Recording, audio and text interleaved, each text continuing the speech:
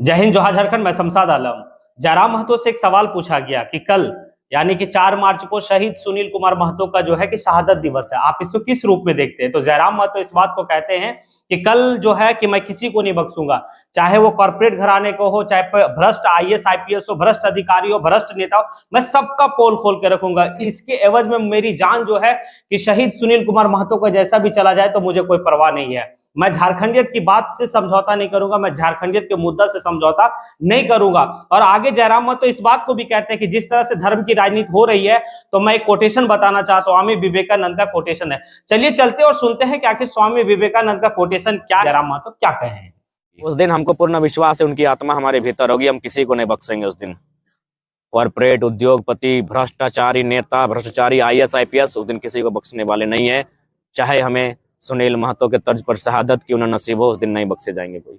जेबी cases का भी उम्मीदवार का घोषणा लगभग हो चुका है, बस उसको सार्वजनिक करना बाकी है और हम लोग भी बहुत जल्द 1-2 दिन में सार्वजनिक घोषणा कर देंगे। देखिए, बीजेपी बड़ी पार्टी है तो निश्चय ही उनके पास भारत देश की नहीं दुनिया की सबसे बड़ी पार्टी में उनका नाम शुमार है।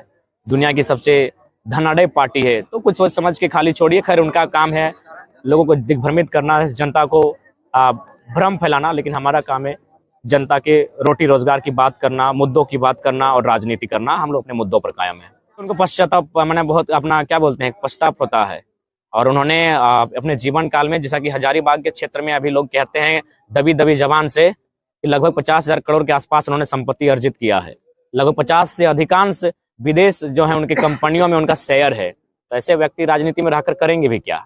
मैं तो चाहूंगा, चूंकि वे लोग धर्म के नाम पर राजनीति करते हैं और धर्म का मतलब दान होता है, तो दान कर देना चाहिए। उन्हें 1,000 करोड़ रख के बाकी अपनी सारी संपत्ति जनता के सुख दुख में निछावर कर देना चाहिए, तब उन्हें हम धार्मिक कहेंगे। आज ये लोग धर्म के नाम पर बात करेंगे तो देश के महान संत स्वामी विवेकानंद का एक लाइन कहना चाहूंगा, क्योंकि आज देश को लोग कहीं ना कहीं वे नेता, अरे देखिए, धर्म के नाम पर राजनीति अगर कोई साधु संत पीर फकीर करता जो शुद्ध होता तो किसी को आपत्ति नहीं थी, लेकिन ये लोग जो करोड़ों हजार रुपए की संपत्ति को दबा कर बैठे हैं, वे धर्म की जब राजनीति करेंगे तो हम उनको स्वामी विवेकानंद का एक कोटेशन कहना चाहेंगे, जो उन्होंने कहा था कि यदि आप भगवान जी को 56 प्रकार का भोग चढ़ा रहे हैं और उसी समय अगर पड़ोस का बच्चा भूख से रो रहा है तो आप पुण्य के नहीं अपितु पाप के भागी हैं। और वही हाल है आज गिरिडीह की बात कहें, बागमारा की बात कहें, झारखंड के तमाम खनिज इंडस्ट्रियल बेल्ट में जो एमपी सीट आते हैं, जो एमएलए के सीट आते हैं, आज उनके पास कई करोड़ की संपत्ति है और उसी क्षेत्र में लोग भीख से बिलक रहे हैं, रो रहे हैं, चिल्ला रहे हैं। इसलिए आज उन्हें भी सचेत होना होगा और जनता लगभग जान चुकी है। कुछ दिन पहले भगवान जी का नाम लेकर एक पूर्व स्वास्थ्य मंत्री बहुत ही हंगामा मचा के रखे थे सदन में, लेकिन आपको मैं बताना चाहूंगा, जब वो स्वास्थ्य मंत्री थे 100 करोड़ का घोटाला हुआ था। अगर उस टाइम ऑफ पीरियड में अगर 100 आदमी की भी जान गई होगी तो कहीं ना कहीं स्वास्थ्य विभाग, स्वास्थ्य मंत्री दोषी होंगे। अब ऐसे लोग भगवान जी का नाम लेकर अगर अपने पाप को धोना चाहेंगे तो ये जनता के हाथों पर निर्णय है कि क्या होना चाहिए। रोजी रोजगार की बात होनी चाहिए और पलायन विस्थापन की बात होनी चाहिए, शिक्षा नीति की बात होनी चाहिए, उद्योग नीति की बात होनी चाहिए और सबसे अहम झारखंड में खतियान की बात होनी चाहिए, क्लियर एंड कट। एक एक व्यक्ति के पास अगर 10,000 करोड़ की संपत्ति रहेगी, एक एक व्यक्ति के पास 20,000 करोड़ की संपत्ति रहेगी, तो उससे बिल्कुल हम प्रोत्साहित कर सकते हैं, उस संपत्ति को बिल्कुल जनता के बीच ले जाके रख सकते हैं, बिल्कुल रुकेगा। देखिए, कोई ना कोई नेचुरल शक्ति है, इस बात से हम इनकार नहीं कर सकते हैं। देखिए, हमारा माथा पूरा तेल से भरा हुआ है, क्योंकि माथा चक्कर मार रहा था, हमने तेल लगाया, 2 सभाओं को हमने तेल लगाकर किया, माथे से भी हमारा तेल टपक भी रहा है। तो मुझे भी, मेरा भी विश्वास है कोई ना कोई शक्ति है। और देख सकते हैं ये बच्चे मन के सच्चे, ये जब हमारे साथ हैं तो फिर कौन सी सब बुरी ताकत हमें हिला पाएगी। उस दिन हमको पूर्ण विश्वास है उनकी आत्मा हमारे भीतर होगी, हम किसी को नहीं बख्शेंगे उस दिन। कॉर्पोरेट उद्योगपति, भ्रष्टाचारी नेता, भ्रष्टाचारी आईएएस आईपीएस उस दिन किसी को बख्शने वाले नहीं है। चाहे हमें सुनील महतो के तर्ज पर शहादत क्यों न नसीब हो, उस दिन नहीं बख्शे जाएंगे कोई।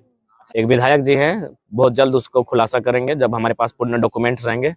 उनके पास एक बहुत ही महंगा सिप उन्होंने खरीदा है। फिलहाल जनता यहाँ भूख से मर रही है, जनता यहाँ बेरोजगारी से तंग आ चुकी है, और आप अगर इतना ऐसो मौज का आराम का जीवन यापन करेंगे तो ये कतई लोकतंत्र भारत की तस्वीर नहीं हो सकती। हमारे मुद्दे विस्थापन, हमारे मुद्दे पलायन, हमारे मुद्दे खतियान, हमारे मुद्दे एक मानव के संपत्ति की सुरक्षा, उसके सम्मान की सुरक्षा, ये हमारे मुद्दे रहेंगे। हमारे मुद्दे सामाजिक न्याय पर आधारित होगा कि अगर एक गांव में एक व्यक्ति के पास 1000 गाड़ी नहीं होगा, उस गांव में 1000 व्यक्ति के पास एक एक गाड़ी होगा, ये सामाजिक न्याय है।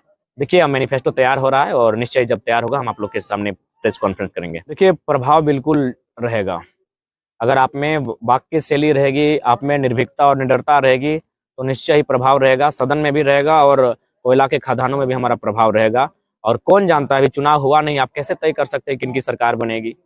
अगर कोई तीसरा फ्रंट आके सरकार बनाती है तो आप कैसे कह सकते हैं। तो इसलिए अभी कयास नहीं लगा सकते हैं, लेकिन हाँ, हम लोग अपने मुद्दों पर, अपने वचनों पर कायम रहेंगे। देखिए, वो अपना, मैंने तो तमाम नेताओं को कहा ही, उनका अपना निजी स्वार्थ है। कहीं ना कहीं उनके पति भी राजनीतिक दौर में रहें, वे भी रहें, तो अगर बाय द वे उनको अगर टिकट मिलने की संभावना नहीं थी तो सेवा भाव में आपको टिकट की क्या जरूरत थी, आप तो ऐसे भी सेवा कर सकते थे। लेकिन वो उनकी अपनी निजी महत्वाकांक्षाएं हैं और जाहिर सी बात है, वहाँ जो सीटों का फॉर्मूला है उस अनुसार कांग्रेस के लिए शायद फिट नहीं बैठ रहा था, तो वो अपनी सीट को बचाने के लिए जाने चाहिए। अगर उनको जाने की इच्छा है तो चले जाएं। लेकिन हाँ, हम लोग इसलिए आए हैं राजनीति में कि छात्रों पर चली लाठियों को स्मरण रखें, जो पीड़ित लोग सताए गए हैं उसको स्मरण रखें। हम लोग इसलिए राजनीति में आए हैं, सत्ता की चाशनी के लिए हम लोग राजनीति में नहीं आए।